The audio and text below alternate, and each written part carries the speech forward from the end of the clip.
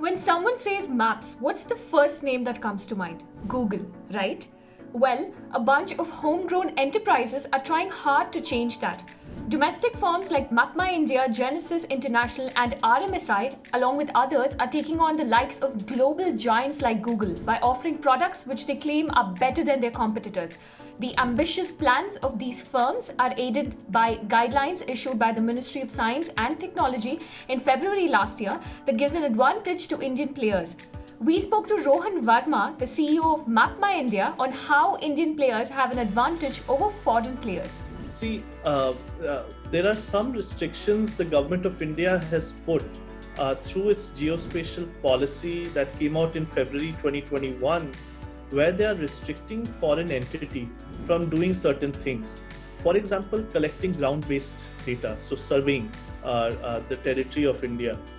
Also, they are not allowed to process, store, collect high definition 3D data. But as you drive, you get alerts as to speed breakers and speed cameras, etc. On your route, which is very helpful to prevent an accident, which is called ADAS in the technical terminology. Now, Government of India does not allow foreign entities from storing, processing, dealing with, in fact, reselling, reusing such high accuracy data. We are very grateful to ISRO for doing the partnership with us. It is actually a mutual exchange of maps and APIs, wherein they are using our maps, to serve scientific needs, academia needs, research needs, even governmental needs.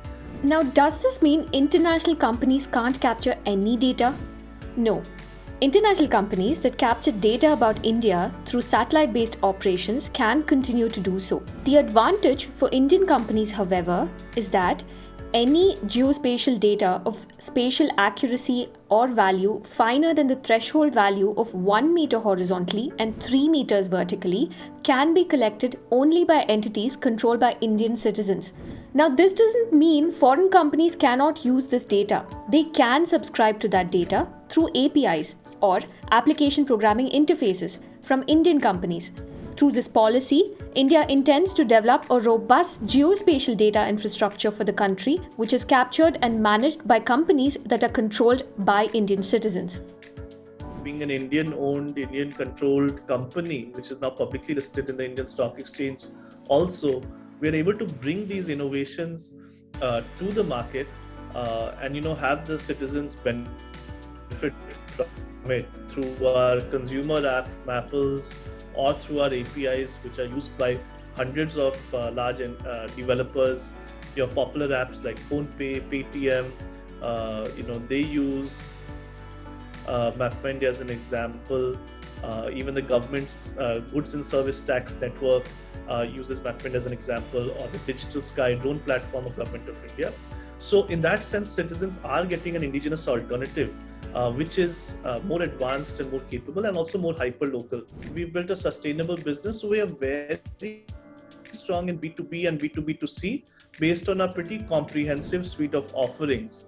The place where we are weak is on the consumer awareness or consumer usage. High-resolution geospatial data is not only an economic asset but also critical for maintaining security internally and externally. India does not want that level of high-resolution data to be captured by companies that are not controlled by Indian citizens and wants to make sure that this data does not go beyond the cloud environment of India or its territorial jurisdiction. To host this data, one must have their servers in the country. This applies only to high-resolution imagery below the threshold value. Above that value, anybody, Indian or foreign firms, are free to collect that data. Multiple features, let me kind of talk through a few.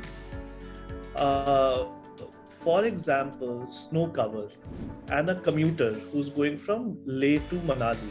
Now, this could be a Jawan who has to transport a defense truck.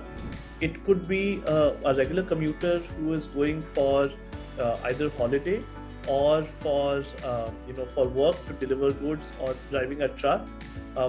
If they wanted to see in real time the route between Leh and Manali, get safety alerts on the way and see what the snow cover is. on that area. They can do that using Mapma India and a collaboration with ISRO. The satellite imagery is near real time. It is coming from ISRO.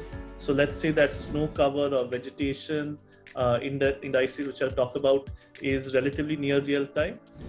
See, what Map India has done is built a standardized, simple to remember, familiar 6-character code, which completely tells you about that particular place uniquely. It's a pin code to your doorstep.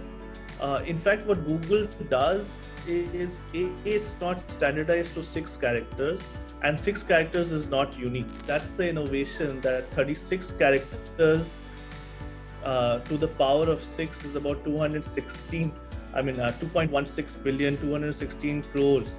So it's easy to map all of India in 6 characters. That's the innovation. That's the thought behind this.